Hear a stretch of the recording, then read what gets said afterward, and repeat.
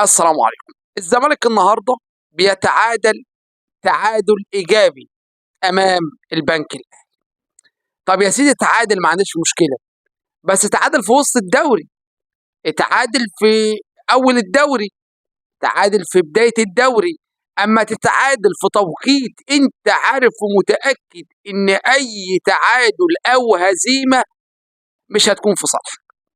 الزمالك لو كان فاز الماتش ده وكان فاز ماتش كمان كان ممكن، لو الاهلي تعثر مباراه هو وبيراميدز كان ممكن بقى المركز الثاني انا كنت بقول الاول ممكن ياخد الدوري لو فاز السبع مباريات اللي عنده، والاهلي تعثر وبيراميدز تعثر. الاهلي فعلا تعثر، تعادل مباراه، وبيراميدز اتهزم مباراه امام فاركو ولا مش عارف اسمهم ايه. وبالفعل قلت الزمالك بقى لو فاز السبع مباريات يبقى باشا. الزمالك النهارده بيجيب هدف في اول المباراه عن طريق ناصر منسي الاسطوره. والله العظيم الراجل ده مظلوم معانا. الزمالك فضل يحاول ويروح ويجي يمين وشمال ومقفل المباراه بشكل كامل على البنك الاهلي لحد ما الشوط خلص والمباراه مقفوله، بيلعبوا بروح رياضيه عاليه. يوم الزمالك ناصر منسي اللي جاب الهدف، لا اسمه ده والله نسيت اسمه، طلع انفرادي، ودي غلطه كبيره جدا جدا جدا في اول دقايق في الشوط الثاني. يوم ناصر منسي موقع الولد تتحسب ضربه جزاء على نادي الزمالك، يجي هدف التعادل. الزمالك بدل ما كان جايب هدف اصبح متعادل 1-1.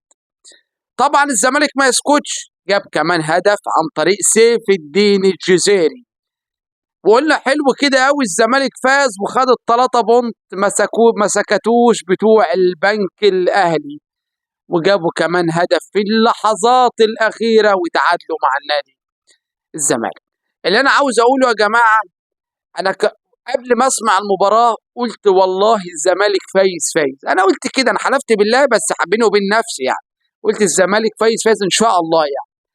اتفاجأ بالتعادل، شيء مخزي ومحزن ومؤسف لجماهير نادي الزمالك. معلش ما تزعلوش، لان برضو احنا بنتكلم في انه الفريق قوي شويه، فريق البنك الاهلي. طب قوي في ايه؟ مش عاوز ينزل دور رابع ولا عاوز ينزل اكتر من كده، كفايه عليه، عاوز يفضل ماسك نفسه شويه. انا زعلان على نادي الزمالك وزعلان على المرحله اللي هو وصل لها، مرحله سيئه جدا جدا جدا. مش عارف بقى اقول لك بقى ترتيبه بقى عامل ازاي. الزمالك بقى الثالث في الدوري المصري، والاهلي المركز الثاني، وبيراميدز المركز الاول. لو الاهلي فاز الماتش القادم وبيراميدز ما فازش على الفريق، الاهلي هيلعب يوم تقريبا الخميس الجمعه، وبيراميدز برضه الخميس الجمعه يوم من الايام. لو الاهلي فاز على الفريق اللي هو هيقابله المصري تقريبا، وبيراميدز ما فازش على الفريق، يبقى الاهلي تصدر الدوري وباقي له ماتشين تقريبا او 3، ومبروك عليه الدوري.